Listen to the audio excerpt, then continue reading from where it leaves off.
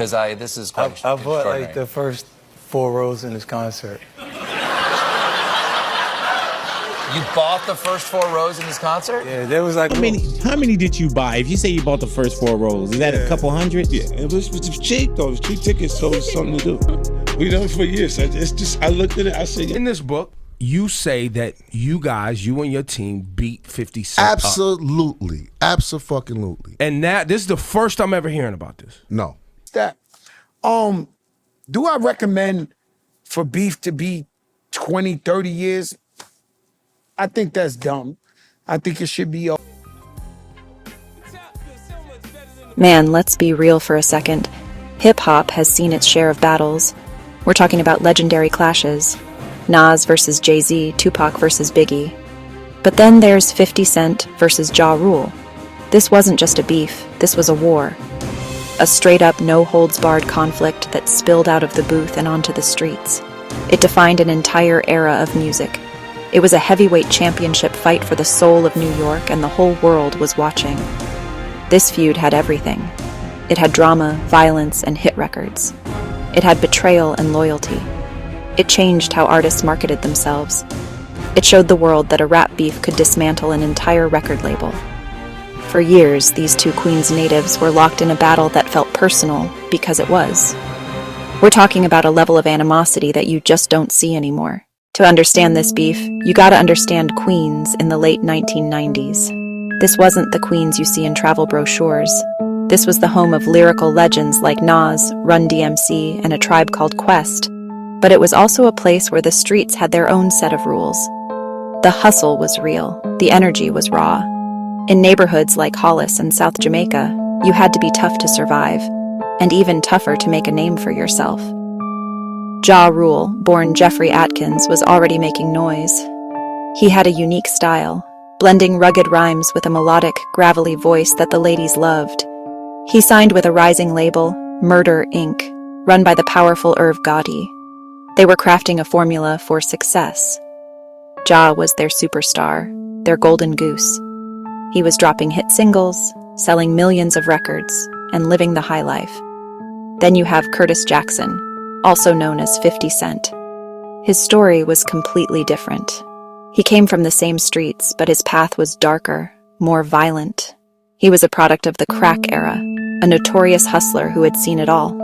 When he decided to get into rap, he brought that same ruthless energy to his music. His early mixtapes were legendary on the streets. They were disrespectful, hilarious, and brutally honest. He was the voice of the underdog, the guy who wasn't supposed to make it out. Every legendary feud has an origin story, that one incident that lights the fuse. For 50 and Ja, that moment is widely believed to be a chain snatching in 1999. The details are messy, like all good street legends. The story goes that 50 Cent saw Ja Rule in a club in Queens, and he wasn't impressed. He saw Ja getting a lot of love, a lot of attention, and he felt it was unearned. According to 50's camp, one of his associates allegedly relieved Ja Rule of his valuable chain. Now, in the world of hip-hop, taking a man's chain is the ultimate sign of disrespect. It's not just about the jewelry. It's about taking his manhood, his credibility. This wasn't just a random robbery. It was a statement. 50 was on the come-up, and he was making it known that he didn't respect the established order. The word spread like wildfire through the streets of New York.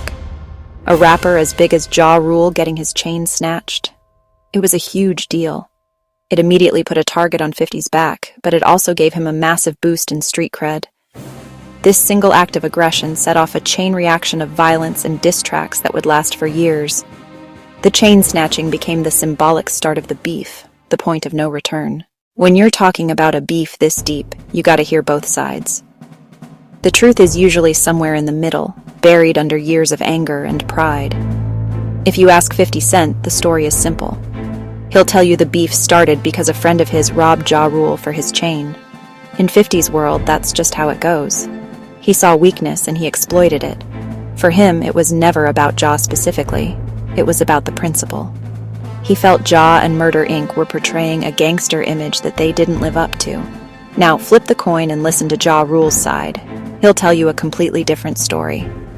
According to Ja, the beef had nothing to do with a robbery. He claims it all started because 50 had a problem with Irv Gotti and Murder Inc. Ja says 50 saw their success and wanted a piece of it. He claims that 50 was mad because the guys from his own neighborhood were showing more love to Ja and his crew. In Ja's version of events, 50 was a hater who was jealous of his shine. He was the guy on top of the world, and 50 was the nobody trying to make a name for himself by dissing the king. Once the beef started, it quickly moved from the streets to the studio. And man, the diss tracks were brutal. This was the main event. 50 Cent fired the first major shot with a song called Life's on the Line. It was raw, disrespectful, and it put Ja Rule and Murder Inc. directly in the crosshairs. But the real game changer was the mixtape circuit. 50 flooded the streets with songs like Wanksta and I Smell Pussy, constantly attacking Ja and his crew. He was relentless, turning the beef into his personal marketing campaign. Of course, Murder Inc. had to respond. Ja Rule fired back with tracks like Clapback. He went at 50, Eminem, and Dr. Dre. He tried to match 50's aggression, but it was a different kind of energy. Ja's strength was in making radio hits, and his diss tracks, while aggressive, didn't have the same venomous surgical precision as 50's. The public perception was that 50 was winning the war on wax. His disses were becoming street anthems. The conflict didn't stay in the booth. It spilled over into real-life confrontations. There was the infamous stabbing incident at the Hit Factory studio in New York in 2000. 50 Cent was confronted by members of the Murder Inc. crew, and he ended up getting stabbed. The incident required stitches and further fueled the fire. It proved this wasn't just entertainment. It was real, and it was dangerous. The media ate it up. MTV, Biet, and radio stations were constantly reporting on the latest development. It became a public spectacle. Fans were forced to choose a side. To really get the vibe, you gotta hear it from them. We cooked up some mock interview snippets to give you a taste of what it was like. Imagine me sitting down with 50 back in '03. I'd ask him, "Fif, why so much venom for Ja?" And he'd lean back with that smirk and say, "Charlemagne, it ain't venom. It's the truth. The man is a fraud." He sings like he's in pain, but the only pain he knows is when his record flops. I come from the gutter. I got shot 9 times. When I talk about the streets, it's real. When he talks about it, he's reading a script from Irv Gotti. Then I'd have to get Ja Rule's side. I'd sit down with him and say, "Ja, 50 says you're not authentic. What's your response?" And Ja would get passionate, lean forward and say, "Man, listen, who is he to question my authenticity? I'm from Hollis, Queens, same as him. I made it out by making music people love, music that makes them feel good. This man built his whole career off my name. Before he started dissing me, who was he? Nobody. He's a parasite. He attached himself to the hottest thing in the game, me, and sucked the life out of it." And you can't tell this story without bringing in the big dog Eminem. He was the one who gave 50 the platform. I'd ask M, "Why did you sign 50? Did you know you were signing up for a war with Murder Inc.?" And M, he'd be real calm and say, "Look, when I first heard 50's mixtape, I knew he was different. The hunger, the wordplay, the aggression, it was undeniable. I didn't sign him because of his beef. I signed him because he was one of the best I'd ever heard.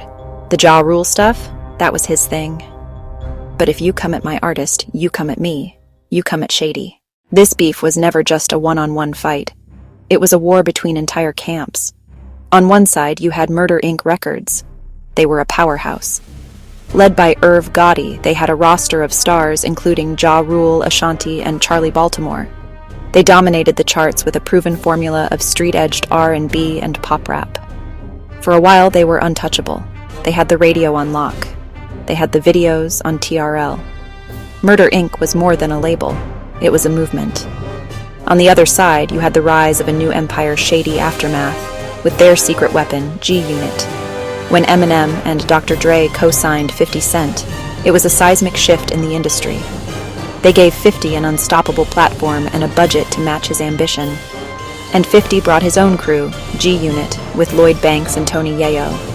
They were the grimy, street-certified alternative to Murder Inc.'s polished image. They didn't care about radio play at first. They cared about street credibility. Their whole movement was built on the foundation of the beef with Ja Rule. G-Unit was the Army 50 built to go to war. The involvement of these crews escalated everything. It wasn't just 50 versus Ja anymore. It was G Unit versus Murder Inc. It was Eminem versus Irv Gotti. Ultimately, the strength of these crews played a huge role in the outcome. G Unit, backed by the colossal power of Eminem and Dr. Dre, proved to be an unstoppable force. They systematically dismantled Murder Inc.'s reputation. 50's relentless attacks, combined with the street credibility of his crew and the industry muscle of shady aftermath, was a perfect storm. Murder Inc., once the kings of the industry, found themselves on the defensive. The War of the Crews showed that in hip-hop, your team is just as important as your talent. The impact of the 50 Cent versus Ja Rule feud goes way beyond diss tracks and street fights. It fundamentally changed the music industry and the culture of hip-hop. Before this, beefs were common, but 50 Cent turned his beef into a business model. He weaponized it. He showed aspiring artists that you could build an entire career, a whole brand, by being an antagonist.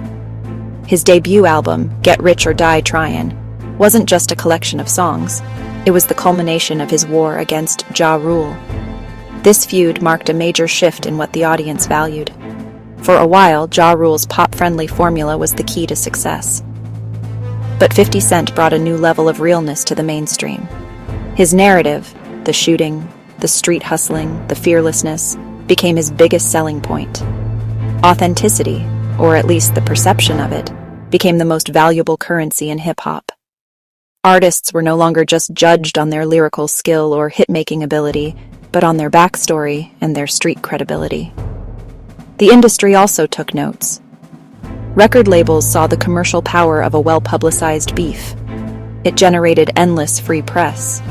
The controversy created a spectacle that captivated audiences and, most importantly, sold records. Furthermore, this rivalry led to the downfall of a major hip-hop empire. Murder Inc. never recovered. The combination of the beef with 50 Cent and their subsequent federal investigation, which 50 happily capitalized on in his music, was too much to overcome. You'd think after 2 decades this thing would be over, right? Wrong. Dead wrong. The 50 Cent versus Ja Rule feud is the beef that never dies. And the reason for that is social media. The battleground just moved from the streets and the radio waves to Instagram, Twitter, and TikTok. 50 Cent, being the master marketer that he is, has used social media to keep the rivalry alive and well. He's the king of petty, and he never misses an opportunity to take a shot at Ja. It's become a part of his brand. Remember when 50 Cent claimed he bought 200 front-row tickets to a Ja Rule concert just so they would be empty? That's a legendary social media moment. He posted it on Instagram, and it went viral. It was hilarious, disrespectful, and pure 50 Cent. He uses memes, throwback photos, and savage captions to constantly remind the world of his victory. For 50, the beef is a content goldmine. It keeps him relevant in the social media age. And what about Ja's side? He's often forced to respond, which just feeds the cycle. He'll fire back on Twitter, trying to defend his legacy and clap back at 50's latest insult. The dynamic is the same as it was in the early 2000s, just played out in 280 characters or less. The fans get to watch in real time, grabbing their popcorn as these two middle-aged men continue a beef that started before some of their followers were even born. This new chapter of the feud shows how rivalries evolve in the digital age. They don't just fade away, they find new life online. The stakes are lower now. It's more about jokes and memes than physical confrontations, but the animosity feels just as real. It's a testament to how deep-seated this conflict is. It's so personal that even after all the success and all the years, neither man is willing to let it go completely. And as long as social media exists, it seems like 50 Cent will always be there, waiting for the perfect moment to remind Ja Rule and the rest of us who won the war. Man, what a story. From the streets of Queens to global superstardom, this feud had it all. It was a clash of titans that left a permanent mark on the game. It gave us unforgettable music, unforgettable moments, and a lesson in raw ambition. And speaking of ambition, you know what we're trying to do here at Bulletproof Entertainment. We're trying to bring you the realest, most in-depth stories in hip-hop history. So if you felt this, if you learned something, do us a favor. Hit that subscribe button, give this video a thumbs up, share it with your crew so they can get educated too. and drop a comment below. Let me know, who do you think really won the beef? Team 50 or Team J? Let's talk about it. We appreciate the support. Peace.